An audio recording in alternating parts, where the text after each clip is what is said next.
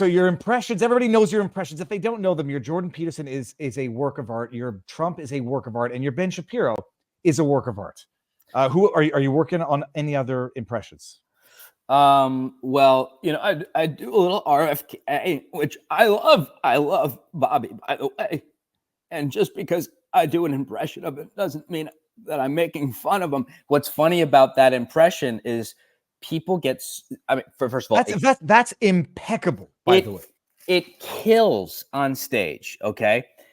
What's so interesting is when people, and even Rogan was said, stop, he cut me off. And it's his show. He could do whatever the fuck he wants. He could have thrown me out if he wanted. I don't care. It's like, I'm on your podcast, buddy. But he said stop, and I don't know if it's because he thought it was offensive, but I'm fascinated by this because all I'm doing is an accurate impression of his voice.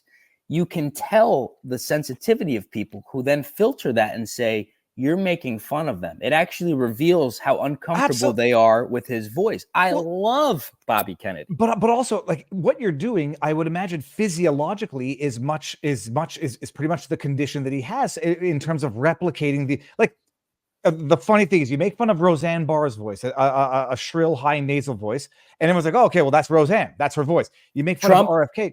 Right, Trump, what is this? Nobody talks like this. It's all the same thing. But that's amazing. So, but does that not strain your trachea? No, it does. Yeah, it does. It hurts. Yeah, no, it does hurt to do it. Like my voice is. Yesterday, after 5 shows, I laid in the woods on the dirt and I just shut my mouth. But I just find it fascinating that people they go, oh God, oh no, and I'm going, wait a minute, you're revealing your actual thoughts on him. Yeah, like you can't, if you think like he's got a condition that makes his voice sound that way, so he's deal with it with baby gloves. I would argue Ben Shapiro, this is a very interesting voice too, and this voice is brought to you by Gaza Sheets. Go to GazaSheets.com. They're absolutely kidding. It's like it's all determined by the physiology of your vocal box, and like that's what you're replicating. Yeah, I just wanted to bring that up because it's been really fascinating to see the reaction of the RFK thing, because I'm like, wait, no, I'm not making fun of him. In fact, my joke is that he has gone down on so many women that he has a pubic hair twist up on his dangly thing. I think that's Marilyn Monroe's pube. She went down on me when I was 11 years. So it's like the joke is that this guy has gotten laid so much that it's paralyzed his voice. Like, if you're mad at that, then you probably should have a pride pin on a Delta flight. Wasn't it Kirk Douglas or Michael Douglas who said he got throat cancer from eating vagina? From eating vagina. Yeah.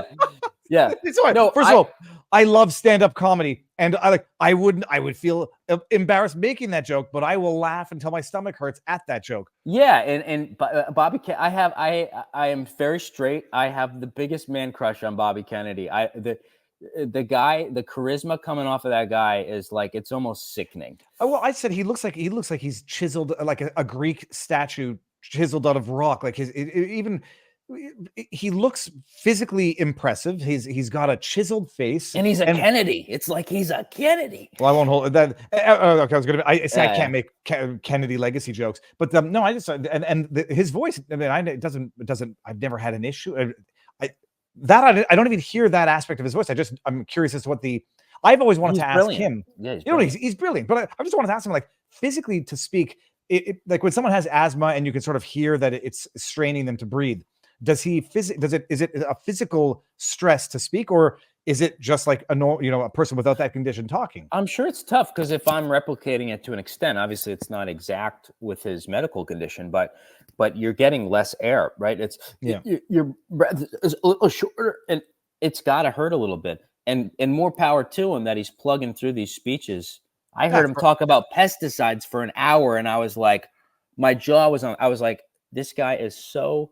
He's the most brilliant presidential candidate to ever run in the history of this country by far.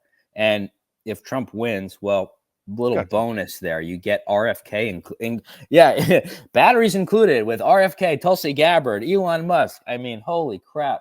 And Elon's he's going to fire everyone. So he's going to fire about 99%. So I feel like on day one he's gonna be. So we fired. We left 3 people. Turns out you only need 3 people to run the government. So we fired. We fired Trump too. We fired Trump. So please welcome AI Trump. Trump comes out. The robot Trump. Tyler, you are fantastic.